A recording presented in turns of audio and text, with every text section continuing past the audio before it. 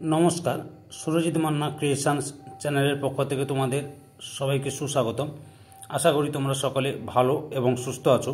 আমি তোমাদের জন্য এই ভিডিওটিতে তুলে ধরছি 2025 সালের মাধ্যমিক পরীক্ষার্থীদের জন্য এবিটিএ টেস্ট পেপার 2024-2025 জীবন বিজ্ঞানের যে প্রশ্নপত্রের সেটগুলি রয়েছে সেই সেটের আমি এই ভিডিওতে তুলে ধরব 222 নম্বর পেজের প্রশ্নপত্রে এমসিকিউ ও এসিকিউ প্রশ্নের সমাধান করব।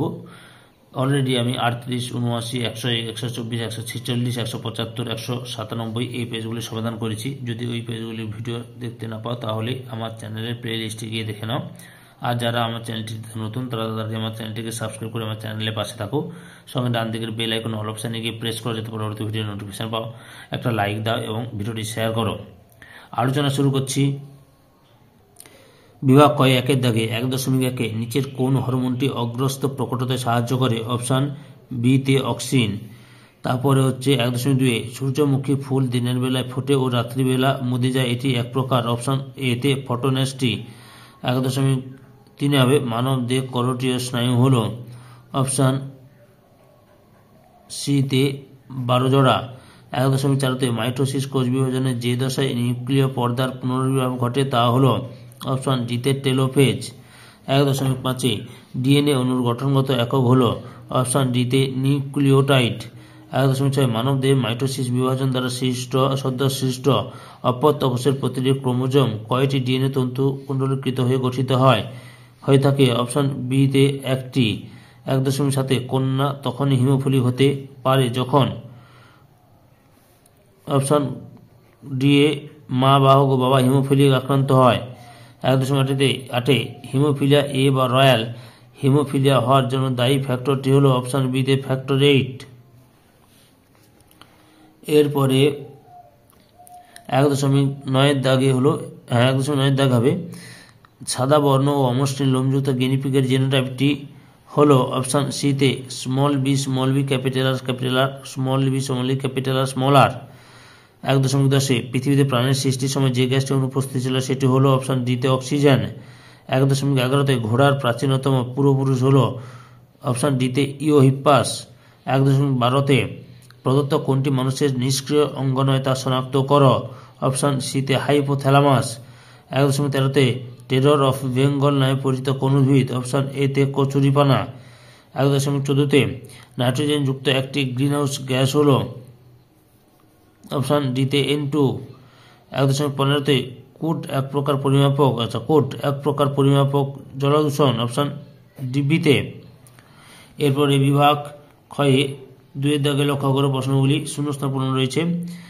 2.1 আয়োডিনের অভাবে ড্যাশ হরমোন সংশ্লেষ বিঘ্নিত হয় না? Thyroxine hormone. 2.2 ড্যাশ কোষ বিভাজনকে হ্রাস বিভাজন বলা হয়? মিওসিস কোষ বিভাজনকে। 2.3 দাগে একই জিনের বিভিন্ন রূপকে ড্যাশ বলে? অ্যালিল বলে।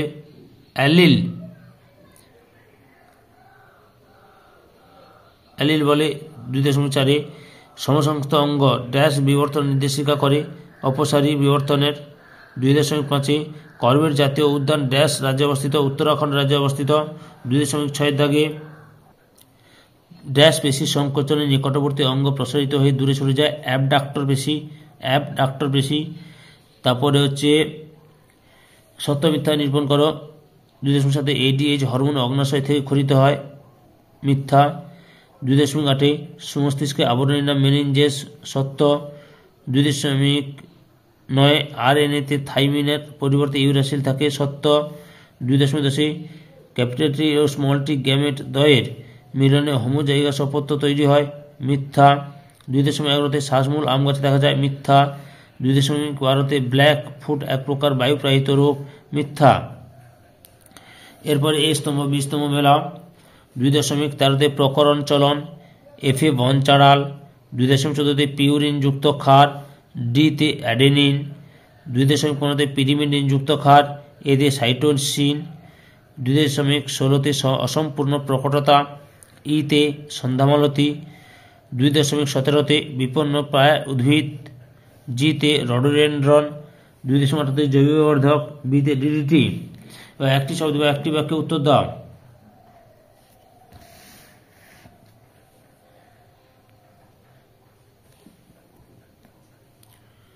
2.19 বিশদ দৃশ্যটি বেছে লেখো।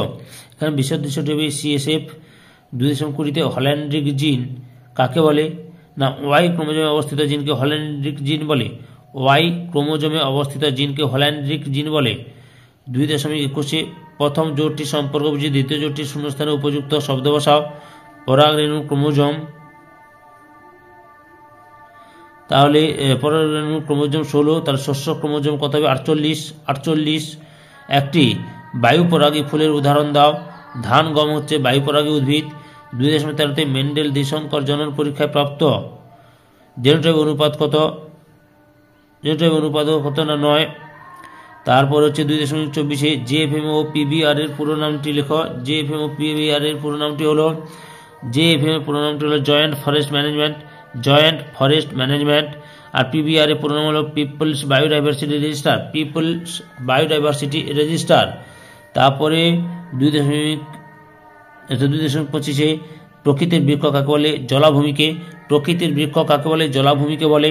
2.26 নিচের 4টি বিষয়ের মধ্যে 3টি একটি বিষয়ের অন্তর্গত, সেই বিষয়টি খুঁজে বার করে লেখো। এবং কৃষিক্ষেত্রে কীটনাশকের ব্যবহার, টাইফয়েড, জলদূষণ, কারখানা থেকে উৎপন্ন তরল বর্জ্য, এখানে জলদূষণ হবে। এবার বিভাগ গয়ের 3 দাগের প্রশ্নপত্রটি লক্ষ্য করো এবং তোমরা প্রয়োজন হলে স্ক্রিনশট মেরে নাও। ওকে, বাকি প্রশ্নপত্র দেখাচ্ছি, কারণ গত বছরের না এবছরও অনেকে কমেন্ট করেছো যে স্যার পুরো প্রশ্নপত্রটি দেখালে খুবই ভালো হয়। আমি তোমাদের জন্য এই প্রশ্নপত্রটি তুলে ধরছি, তোমরা স্ক্রিনশট মেরে নাও। আর যারা আমার চ্যানেলে নতুন তারা তাড়াতাড়ি আমার চ্যানেলটিকে সাবস্ক্রাইব করে আমার চ্যানেলের পাশে থাকো এবং সঙ্গে ডান দিকের বেল আইকনে অল অপশানে গিয়ে প্রেস করো যাতে পরবর্তী ভিডিও নোটিফিকেশন পাও। আর পুরো ভিডিওটি লক্ষ্য করে বা সম্পূর্ণ ভিডিওটি দেখে আমার চ্যানেলের পাশে থাকার জন্য তোমাদের সবাইকে অসংখ্য ধন্যবাদ।